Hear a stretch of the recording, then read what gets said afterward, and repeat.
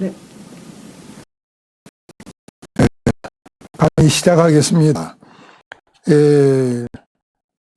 방금 1차 시의 마지막에 활성산소가 우리 인간 세포를 손상시켜서 노화가 이루어지는 이야기를 했습니다. 이제는 두 번째, 노화의 가장 중요한 두 가지 원인 중에 활성산소의 영향으로 인한 것이 첫 번째고, 두 번째는 각종 호르몬의 결핍 현상으로 인한 세포 손상 이론입니다. 만들 것이 아니라 이게 이제 이해를 하심으로써 그 다음 어떻게 호르몬 관리를 해야 하는 것에 대해서 이해가 되리라 믿습니다. 아까 말씀드린 바와 마찬가지로 이 호르몬이 지금 현재 개발된 것이 80여 가지가 발견이 됐고, 또 일반적으로 많이 통용되고 많이 그 활용 관리를 하는 쪽으로 많이 이용되고 있는 분야는 약 현재 많이 그 학계에서나 그 생활상에서 등장시키고 있는 것입니다. 이렇게 이 호르몬의 결핍의 문제를 관리를 잘 못하면은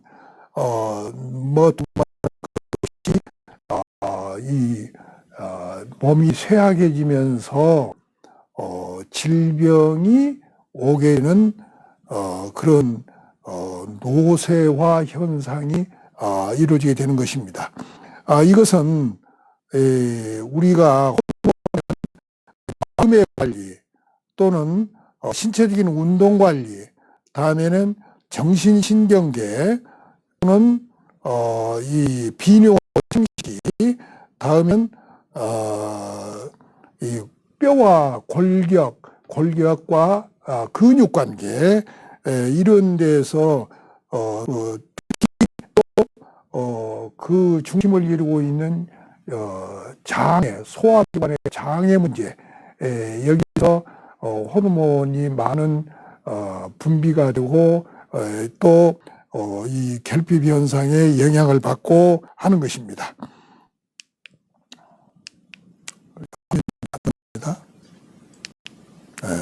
노화로 인한 변화는 이제 어떻게 이루어지냐? 여기서 이제 구조적인 변화가 지금 막 그 영아로 태어났을 때의 상황입니다. 다음에는 유아로 커서 어린이로 져서 청소년이 되어가지고 또는 이 장년이 되고 노령화 사회로 가는 이 구조적인 변화 이렇게 이루어지죠. 이제 기능적으로 떨어지는 변화는 어떻게 되냐? 이것은 이제 이 다음 이 강의 시간에 다시 말씀드려서 다음 주 강의부터서는 이제는 신체 각 부위별로 중요한 부위 몇 가지만 선정해서 노화가 이루어지고 노화가 이루어지는 과정에 바로 그 신체 부위가 어떻게 노화가 되느냐, 또는 신체 부위가 어떻게 영향을 받고 그 신체 부위를 그 영향을 받았을 노화가 이루어지는 것을 늦출 수 있게 만들 수 있는 것이냐 하는 것을 이제는 추상적으로 얘기한 것이 아니라 각 부위별로 구체적으로 이야기가 되는 경우가 있기 때문에 여기서는 기능적으로 떨어지는 변화에 대해서는 생략하라고 그 부위별로 이야기할 때 거기서 이야기하겠습니다. 노화의 심적 정서적인 변화, 이것은 조금 우리가 이해를 하고 넘어가야 할 것 같아요. 이 노화가 심리적으로 정서적으로 변화가 상당히 영향을 줍니다. 그 영향에 의해서 이 호르몬의 변화가 생기는 것입니다. 그래서 마음이만 잘하면은 호르몬 관리를 해낼 수가 있습니다. 이 다음에 들으면 할 것입니다. 긍정적인 측면을 보면은 노화의 진행 과정에 따라서 여자가 하나 생겼네요. 어디 고쳤는데 안 되네. 이 노화의 진행 과정에 따라서 매사에 신중해지고 은퇴 후에 다가오는 일에 잘 수행하는 태도. 이것이 지금 사람이 긍정적인 측면에서는 신중해져요. 나이가 먹을수록 또는 그래야 정상입니다. 또는 수용하는 태도가 또 상당히 유연성이 있어요. 근데 60세 이후가 되면은 관용적이고 긍정적인 변화가 많이 옵니다. 그래서 사람이 60세 이후에 노화가 오려면은 사람이 좀 많이 변해간다 하는 말을 듣습니다. 자신의 이익보다는 다른 사람을 배려하는 삶을 살고 싶어 하고 다른 사람을 배려해주는 그런 생활 모습을 많이 보여주고 있습니다. 그래서 이 나이가 들면은 여가 시간을 이용해서 봉사, 자원봉사를 하는 활동을 많이 하게 되는 것입니다. 이 자원봉사를 하는 사람과 배려하는 삶을 사는 사람과 이 두 가지 행동이 나타났을 때 사람의 심리적, 정서적 변화가 크게 변화가 되면서 호르몬이 인체에 유익한 호르몬이 흘러서 봉사활동을 하니까 건강해졌다 하는 사람들이 많이 나오고 있습니다. 그것은 이 호르몬의 영향입니다. 다음에는 부정적인 측면이 있어요. 노화 과정을 불행의 요인으로 부정적으로 생각해. 그래서 몸의 노화, 사회적 심리적 변화를 다른 사람에게서 그 요인을 내가 너 때문에 늙는다. 내가 너 때문에 늙어야. 당신 때문에 내가 늙어. 이렇게 다른 사람을 때문이라고, 다른 사람 때문이라고, 자기 노화가 다른 사람 때문이라고 이렇게 불행의 요인을 그 부정적인 측면에서 생각하게 되는 것입니다. 그래서 그 나이가 들면은 이 상실감에 사로잡거나 좌절감에 빠지고 노화의 두려움을 느끼는 것입니다.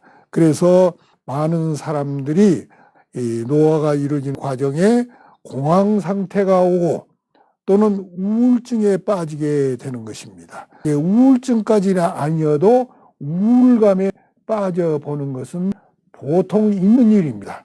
그래서 우울증과는 다릅니다. 우울감이 올 때는 얼마든지 자기 삶에서 자기 감정 변화로 오는 육체 건강 회복 해결을 통해서 이런 육체의 기능을 살리면은 우울감 정도는 그 회복할 수가 있습니다. 그래서 어떻게 마음을 먹고 부정적으로 빠져간 것을 마음 관리를 통해서 이 공황 상태나 우울감, 우울증은 의사의 전문가의 치료를 받으면서 자기가 극복하려는 노력을 하고 생각합니다.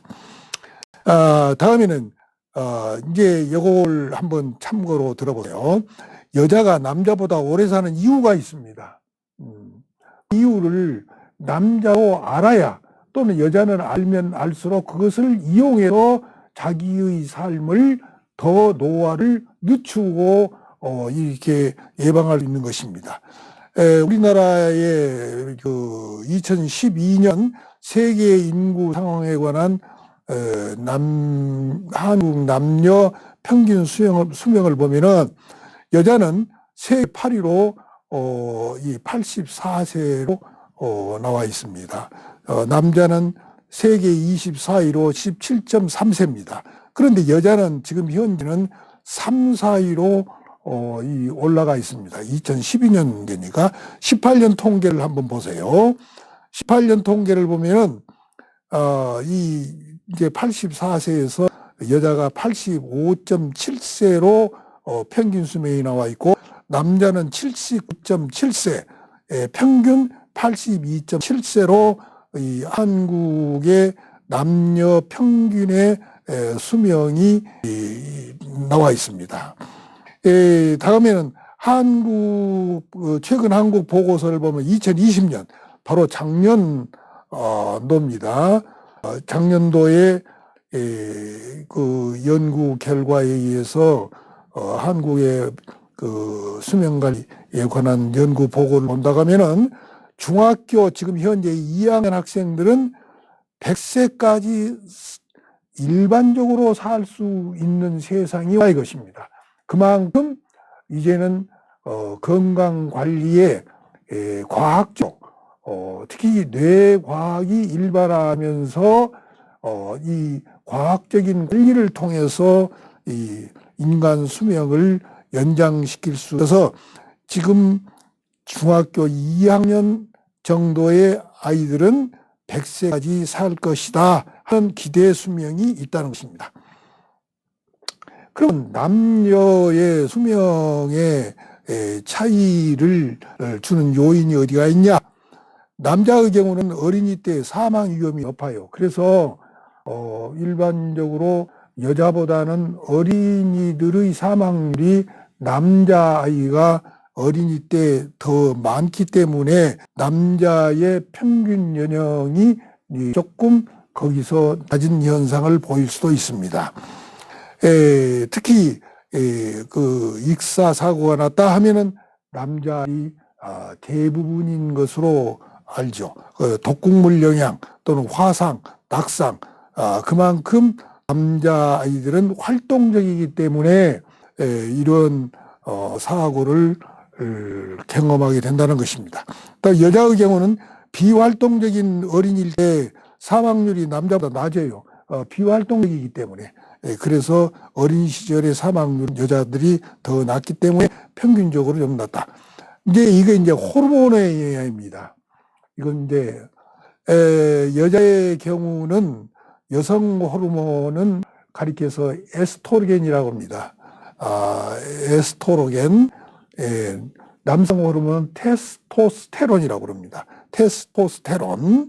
그러면 여성은 이 에스트로겐이라는 여성 호르몬의 영향으로 인해서 이 에스트로겐이 수명 연장에 큰 효과를 줍니다. 심장과 심혈관, 골다공증에 도움을 주는 것이 여성 호르몬입니다. 그래, 스트레스 호르몬인 코를 조절할 수 있는 호르몬이 바로 여성 호르몬입니다. 이 스트레스를 받아도 코티졸이 나오는데, 이 코티졸을 그렇게 중지시키고 또는 적게 나오고 스트레스 관리를 할 수 있는 도움을 주는 것이 에스트로겐의 여자들의 여성 성 호르몬입니다. 근데 이 호르몬을 많이 가지고 있는 여성들은 스트레스를 받아도 해소시킬 수 있는 요인이 바로 에스트로겐이라는 소위 그 여성 호르몬의 영향으로 이익을 볼 수가 있다는 것입니다. 그래, 감정을 풀면서 스트레스를 해소하는 수다를 잘 떨죠. 여자들이 수다를 잘 떨어요. 수다를 잘 떨다 보니까 기분이 좋으니까 자기 하고 싶은 얘기를 많이 풀어내니까 엔돌핀이 많이 분비되고 그 세로토닌이 분비되면서 인체에 유익한 호르몬이, 아주 행복 호르몬이 나오게 되는 것입니다.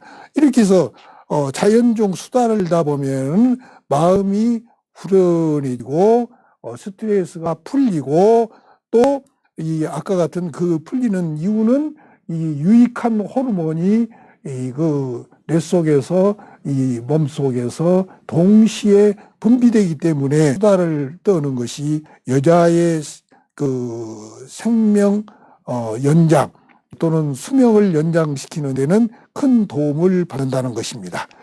다음에는 호르몬의 영향, 남자의 경우입니다. 근데 남성 호르몬은 테스토스테론이라고 내가 그랬어요. 테스토스테론이에요. 이 남성의 성 호르몬은 아까 같이 여성 호르몬과 같이 심장이나 심혈관 기능에 도움 주는 것이 아니라 오히려 나쁘게 만들어요.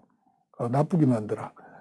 그러니까 여자보다는 남성이 좀 흥분되고 또는 그 화를 좀 더 내는 경향도 이 영향이 있습니다. 이 호르몬의 영향. 그래서 남성 호르몬을 또는 그 상대를 고립시키거나 또는 자기 자신을 고립시키거나 적대감을 표현하는 등 심장과 심혈관 기능을 오히려 악화시키고 있는 것입니다. 오히려 고립시키고 이 호르몬이 그런 영향을 줘요.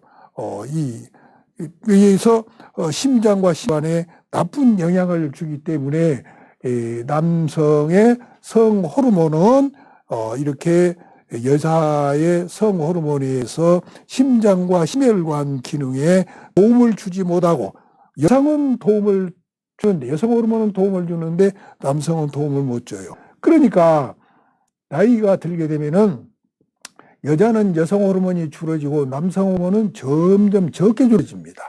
그리고 여자도 남성 호르몬이 있는 것입니다. 또 남자에게도 여성 호르몬이 있고 남성 호르몬이 있는데 남성 호르몬이 더 많기 때문에 남성적인 기질을 발휘하고 있는 것이에요. 그런데 바로 남성 호르몬은 많이 줄어지는데 여성 호르몬은 아주 줄어지는 속도가 그리고 그렇게 줄어지지 않는 경향도 있다고 합니다. 그렇기 때문에 그 여성 호르몬을 더 북돋우기 위해서 역할을 나이가 들면서 가정 집안의 어떤 여자의 역할을 남자가 또 대신하면서 이 여성 호르몬을 더 북돋우면은 심혈관 관리에 도움을 주고 오히려 이 건강 관리에 도움을 준다. 그러니까 이런 것이 호르몬 관리입니다. 호르몬 관리예요. 예. 남자는 남성 호르몬만 있는 것이 아니에요. 여성 호르몬도 있는데 나이가 들수록 남성 호르몬은 아주 이 가속도로 줄어지고 여성 호르몬은 아주 줄어지는 속도가 느리면서 많이 남게 되는 거예요. 그래서 나이가 남자는 조금 좀 온화해지고 융통성이 있게 되는 것이 또 이런 이유라고도 볼 수가 있습니다. 그래서 질병과 노화를 담당하는 염색체의 경우입니다. 이렇게 해서 남자는 염색체가 하나인데 여자는 염색체가 둘이에요. X 염색체가 둘이에요. 그래서 X예요. Y 염색체와 X 염색체가 있는데 X 염색체가 남자는 한 개지만은 여자는 두 개예요. 그렇기 때문에 여자는 X 염색체가 하나가 유고시에 X 염색체가 손상을 받았다. 그러면은 남아있는 하나의 X 염색체가 대응을 해요. 그렇기 때문에 여자가 남자보다 오래 살 수 있는 요인이 염색체 영향도 있다 하는 것입니다. 그래서 그럼 왜 이거 여자에게만 이렇게 조금 더 오래 살 수 있는 요인을 하느님이 주셨냐? 한번 잘 생각해 보세요. 남자가 경험할 수 없는 아주 심한 고통을 겪고 있는 것은 여자입니다. 그러니까 여자에게도 무엇인가 생리적으로 더 수명을 연장할 수 있는 요인을 줄 것이다 하는 것이 하나의 현대인들이 추측해 보는 것입니다. 그래서 생리적으로 그만큼 몇 가지 요인이 여자가 더 오래 살 수 있는 요인이 있다 하는 것을 되었습니다. 이제 이것이 최근에 나온 통계인데 G20 국가가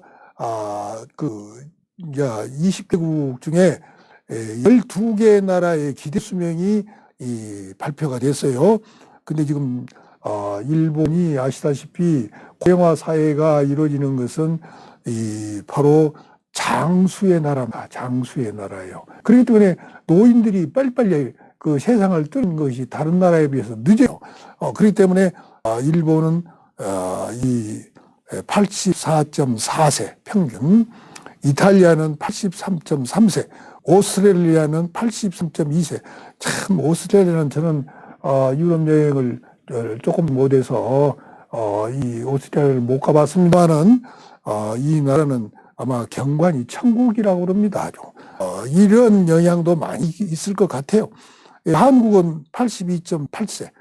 우리나라 한국의 의술이 세계적으로 앞서간다는 이 얘기는 여러분들도 길었을 것입니다. 이와 같이 의술이 좋은 데다가 또 국민적 수준이 자기 건강 관리에 관심이 아주 높아요. 우리나라 사람들이 아주 건강 관리에 관심은 높은 것 같습니다. 그러면 그 건강 관리에 높은 것을 나는 이렇게 구원하고 싶습니다. 뇌를 알고 건강 관리를 하면은 훨씬 자기 관리가 좋아진다. 그리고 100세 시대의 건강 장수의 행복의 길이 보인다. 그리고 그 길을 찾을 수가 있다. 이렇게 보는 것입니다. 다음에는 영국은 81.2세, 독일은 81.1세, 이렇게 중국은 77.6세. 중국도 많이 좋아졌다고 합니다. 좋아졌어요. 높아졌어요. 수명이. 그런데 아직은 우리나라에 비해서 많이 떨어지고 오는 것 같습니다. 노화 예방을 어떻게 할 것이냐 하는 것에 대해서 여기서 몇 가지만 이야기를 드리고 다음에 이 구체적인 얘기를 또 다음 시간에 드리도록 하겠습니다. 예방은 어떻게 할까? 우리 몸과 뇌는 질병으로부터 노화를 가주는 해독제, 보호, 복구, 수리, 재생의 기능을 본질적으로 가지고 있다. 참 이것을 아셔야 됩니다. 뇌과학을 이해를 하게 되면은 뇌과학의 원리를 몇 가지만 똑바로 이해를 해도 우리 몸 자체가 웬만한 질병을 말하자면 치유해주고 또는 치료까지도 가능하고 그래서 이 인간의 몸이 망가진 몸을 다시 원상태로 복구할 수 있는 재생의 기능을 몸 자체가 가지고 있어요. 그러니까 활성산소를 제거시키는 생체 기능이 어디에 어떤 작용에 의해서 많이 제거되고 해소되는가를 알고 거기에 자극을 주면은 활성산소를 많이 제거를 시킬 수가 있고, 특히 호르몬 관리를 잘 하게 되면은 10년 이상은 더 살 수 있다는 것이 아주 정석이라고 말할 수 있습니다. 지금 보통 누구든지 뇌과학을 공부하는 사람들은 그렇게 10년 이상을 더 살 수 있어요. 호르몬 관리만 잘해도. 그래서 인간의 유익한 호르몬을 나이가 들면은 호르몬 분출이 점점 줄어지게 되어 있는데, 자기 노력에 의해서 생각과 말과 행동을 어떻게 하느냐에 따라서 뇌의 이 작용에 의해서, 뇌에서 뿐만이 아니라 뇌가 명령을 해서 신체에 의해서 이 유익한 호르몬을 분비시켜 가지고 이 염증도 제거해 줄 수 있는 호르몬이 있어요. 체내에 우리가 몸속에서 생산되는 마약도 있죠. 엔돌핀 마약입니다. 세로토닌도 일종의 마약입니다. 마음을 안정시켜주고 어떤 통증을 완화시켜주는 마약입니다. 그보다도 몇백 배가 더 강한 다이놀핀이라는 이 호르몬, 최근에 발견된 그 호르몬은 엔돌핀의 어떤 과학자는 400배라고 그러는데 약 4,000배 정도의 효과가 높은 통증을 완화시켜주는 그런 몸속에서 유발되는 마약성을 호르몬이 있다는 것입니다. 이와 같이 우리 몸속에서 그렇게 신체 각 부위에 손상을 입은 것을 복구시켜 줄 수 있는 재생의 기능을 본질적으로 가지고 있다. 젊은이의 뇌세포, 늙은이의 뇌세포의 특징을 비교해 보면은 참 이 얘기를 듣고 노인들의 삶을 어떤 생각으로 살아야 쓰겠는가 하는 생각을 해주시기 바랍니다. 세계적인 장수학자들이 약 15년 전에 연한 결과에 의하면은 우리나라에서는 또 이 서울대학의 출신이고 우리 전남 출신인 박상철 이 장수학자가 또 연구를 논문에 의하면은 노인의 뇌세포와 젊은 뇌세포를 이렇게 분류를 시켜놓고 거기에 그 약한 화학물질을 이렇게 떨어뜨려 봤어요. 그랬는데 늙은 세포나 노인 세포가 아주 손상을 입지 않고 그대로 그 약한 화학물질에는 살아남았어요. 그런데 강한 화학물질을 늙은 뇌세포와 젊은 뇌세포에 이렇게 떨어뜨렸더니 늙은 뇌세포는 그 세포가 거의 죽었어요. 죽었고,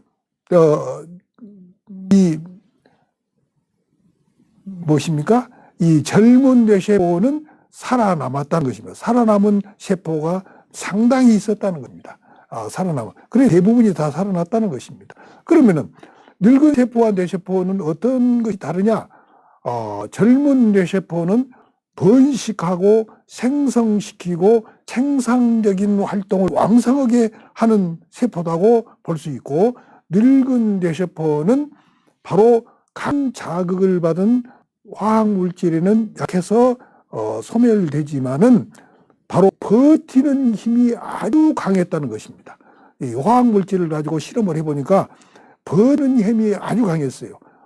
아주 이겨내는, 참고 이겨내는 버티는 힘이 아주 강했어요. 그래서 저는 약 15년 전부터 제가 그 노인들의 강의나 또는 그 고령자들을 상대로 해서 이야기를 하면 꼭 이 얘기를 합니다. 우리는 버티는 삶을 살아야 된다. 버티는 삶이 바로 축복이다. 축복이에요. 희망이에요. 예. 잘 버티면은 거기서 희망을 얻을 수 있고 또 축복을 받을 수 있어요. 얼마든지 우리는 버티는 삶을 더 유지하고 살 수가 있다. 어떻게 버티느냐 하는 것입니다. 그 버티는 것은 무엇이냐? 뇌 속에 점화하는 뇌가 있습니다. 점화하는 뇌. 기분 전환도 전환하는 뇌가 합니다. 또 화가 났다가도 아주 화를 풀고 기쁜 마음으로 그 생활을 할 수 있는 것도 저 뇌가 합니다.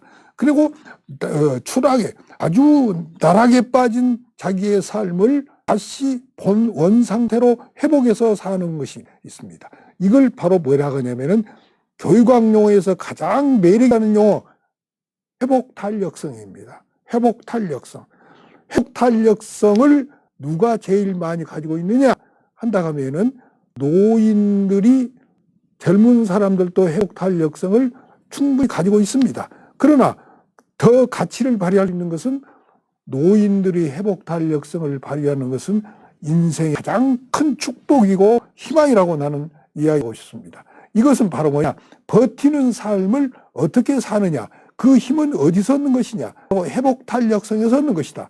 회복탄력성은 어디서 길러진 것이냐?